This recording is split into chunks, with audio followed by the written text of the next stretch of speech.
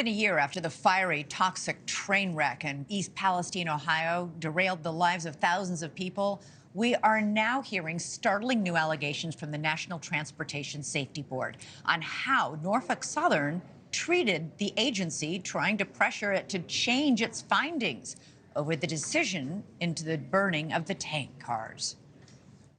One of Norfolk Southern's senior executives stated that it was their hope that in this board meeting and in the community meetings, the NTSB would put to rest the quote-unquote rumor that Norfolk Southern made the decision to vent and burn to move trains.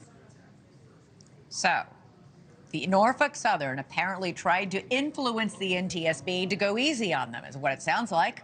The information is all surfacing as the nation's top transportation agency held a last hearing on the disaster today, and NewsNation chief investigative correspondent Rich McHugh has been covering this from the very start. Joins us from East Palestine. The NTSB is saying they should never burn those chemicals, that this was not the right move. That's 100% right, and it was a stunning moment in the meeting that was just a little while ago where the NTSB chair, Jennifer Homendy, basically said Norfolk Southern bullied them unethically, tried to override the findings of their report to include their version of events. But one thing is clear, Elizabeth, there was no need to burn those 5 tank cars full of vinyl chloride.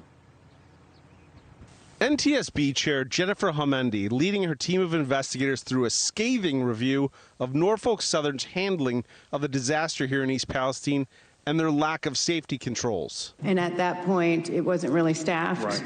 It would be flashing, and if they came back, then they would take care of any alerts. That's correct. No lunch break, no bathroom break. Right. They'd have to run down and then come back. Yeah.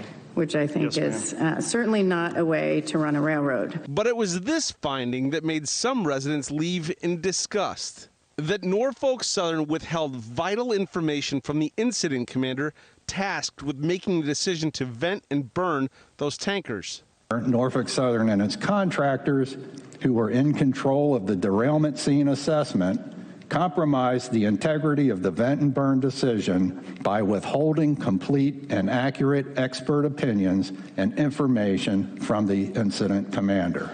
Norfolk Southern, in response, tells NewsNation that is not accurate and that the NTSB mischaracterized the basis of the recommendation, suggesting there were additional reasons they feared the tankers would explode.